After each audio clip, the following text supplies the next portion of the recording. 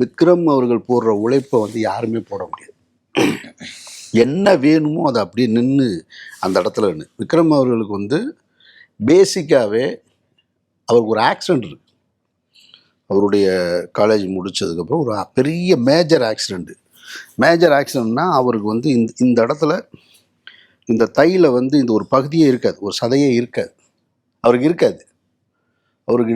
அவரால் kneel down போட முடியாது. இப்போ நீங்கள் சேதுவில் வந்து பார்த்தீங்கன்னா அந்த பொண்ணுக்கிட்ட முதல்ல பொண்ணு மேலே கல்லை தூக்கி போட்டு லவ் ப்ரப்போசல் பண்ணுற சீன் இருக்குல்ல, ஞாபகம் இருக்கா? சேதில் அதில் பார்த்தீங்கன்னா நீல் டவுன் போட்டு உட்கார மாட்டார், இந்த லெக்கை நீட்டி தான் உட்காந்துருப்பார். அவரால் நீல் டவுன் போட முடியாது, யாருக்குமே தெரியாது. ஆனால் அது தெரியாத அளவுக்கு ஒரு ஆக்ஷன் ஹீரோவை எவ்வளோ நாள் அவர் சர்வைவாக இருக்காருன்னா அப்போ அவர் எவ்வளோ டெடிக்கேஷன் கொடுப்பார். அப்போ அவருடைய ஒரிஜினல் ஸ்கார் இருக்குது, அவருக்கு இவ்வளோ பெரிய ஸ்கார் இருக்குது. அந்த ஒரிஜினல் ஸ்காரை தான் நாங்கள் என்ன பண்ணோம்னா அதுக்கு ஒரு சீன் வச்சோம்.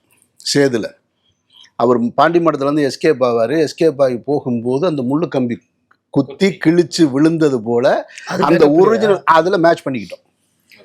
அது நீளமாக இருக்குங்க கால்பலாம், அது ஒரிஜினல் அவரோடது. அவர் ஒரு பெரிய மேஜர் ஆக்சிடெண்ட். அந்த படம் இப்போ எடுத்து பாருங்கள் சேதுவை, அது அவருடைய உடம்புல இருக்கிற ஒரிஜினல் ஸ்கார், அவருக்கு யாருக்குமே தெரியாது. ஆனால் அவர்கிட்ட இருந்தது என்னென்னா இதை எல்லாத்தையும் மறைச்சு டெடிக்கேஷன் இருந்தது, வெறி, ஜெயிக்கணும்.